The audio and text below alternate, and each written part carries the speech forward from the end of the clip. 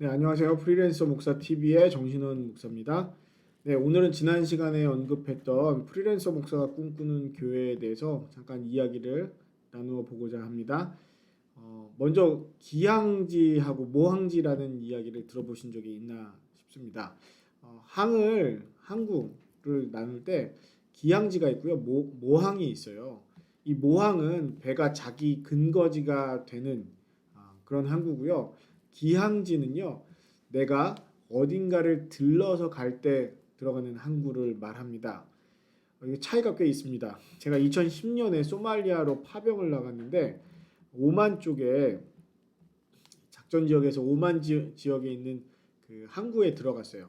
그 항구에 들어가서 정박해 있는데 다른 큰 상선이 하나 들어온다고 저희 군함을 다른 쪽으로 좀 옮기라고. 그러니까 뭐 예를 들자면 주차를 앞칸에서 뒷칸으로 이제 하라고 이렇게 얘기가 왔습니다. 그래서 배를 옮겼어요. 그런데 그 배를 항구가 원하는 대로 옮겼는데 그 비용을 저희 배가 다 냈습니다. 배가 정박할 때도 필요한 것을 공급받을 때도 모든 것을 다 비용으로 처리하는 것이 바로 기항지입니다. 군함 같은 경우에는 자기 모항이 확실하게 있어요. 그 모항에 돌아가면요, 무장이든 식량이든 기름이든 물자든 마음껏 채울 수 있습니다. 그것이 바로 모항 같은 곳입니다. 모항이에요. 그러나 기항지에 있는 모든 것들은 사실 다 지불해야 될 대가들 있죠. 모든 것을 준비하며 기다리고 있는 모항이 있는 곳, 마치 가정과 같은 곳입니다. 모항으로서 교회의 역할이 있다라고 저는 생각하고요. 저는 20대 초반에 자라났던 모 교회를 떠났습니다. 사역자의 길을 걷기 시작한 이후에 몇 번 모교회에 가서 설교도 하고 사람들도 만나고 했지만 다시 사역하러 돌아갈 수는 없는 곳이었죠. 그래도 늘 언제든지 돌아가서 쉴 수 있는 교회를 그리워하고 꿈꾸고 있습니다. 사실 사람들은 교회 와서 많은 것들을 채워갑니다.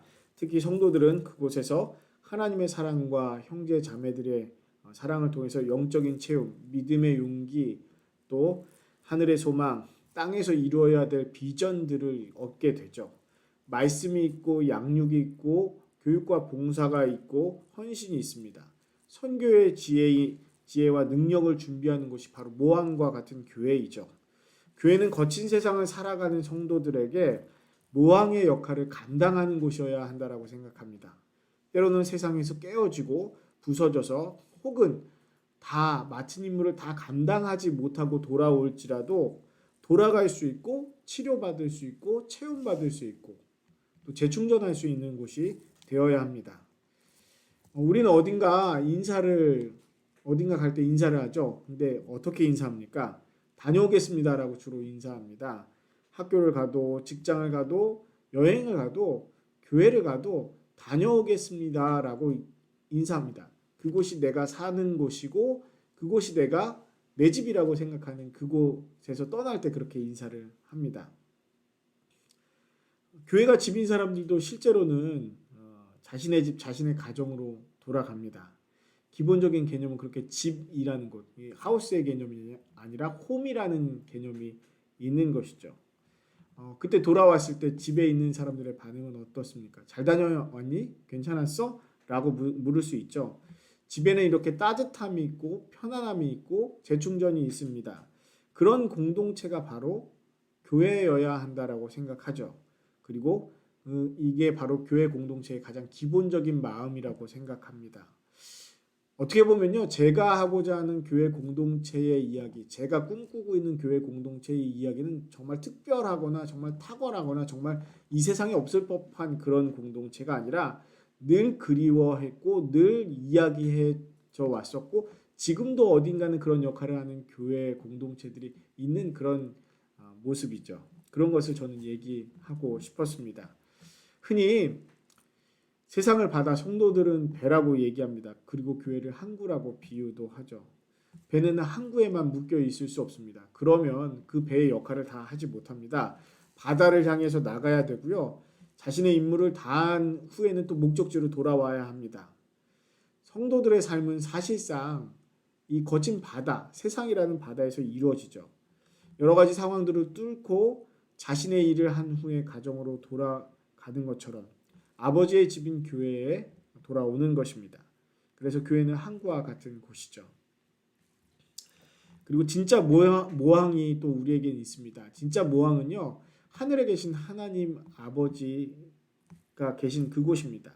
그것이 우리의 진짜 성도의 진짜 고향이며 모항인 것이죠. 그렇다면 이 지상에 있는 교회는 어떻습니까? 이 고향에 있는 모항을 향해서 우리는 지금도 태어나면서부터 지금까지 가고 있습니다. 그리고 그렇게 세상을 살아가는 사람들에게, 이 바다를 살아가는 사람들에게 이 모항에, 하늘에 있는 모항의 출장소와도 같은 곳이 바로 교회입니다. 그렇기 때문에 이 출장소와 같은 교회는 모항으로서 두 가지의 넉넉함을 가지고 있어야 한다고 생각합니다. 첫 번째는요, 돌아오는 사람들에 대한 넉넉함입니다. 채워줄 수 있어야 하죠. 돌봐줄 수 있어야 합니다.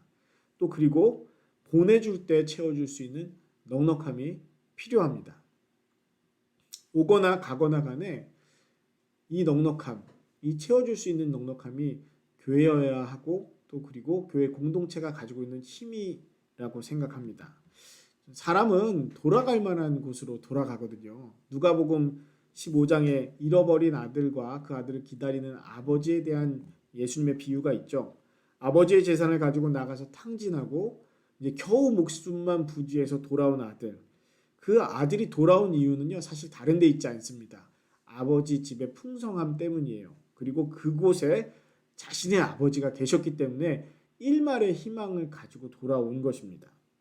돌아온 아들을 향해서 아버지가 잃었던 내 아들을 찾았노라라고 말하면서 기뻐합니다. 사람은 돌아갈 만한 곳으로 돌아가죠.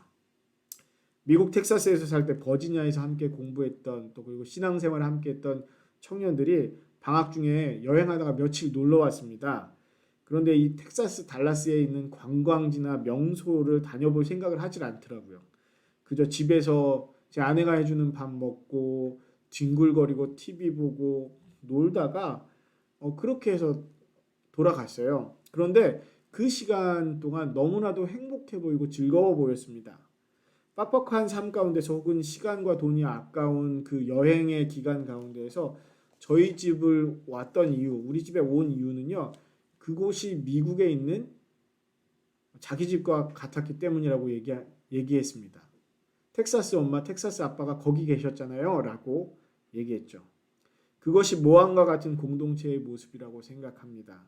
각자의 길을, 삶을 살러 이제는 떠나고 또 언제 다시 만날지 모릅니다. 그리고 그 기간도 사실 상당히 짧았죠.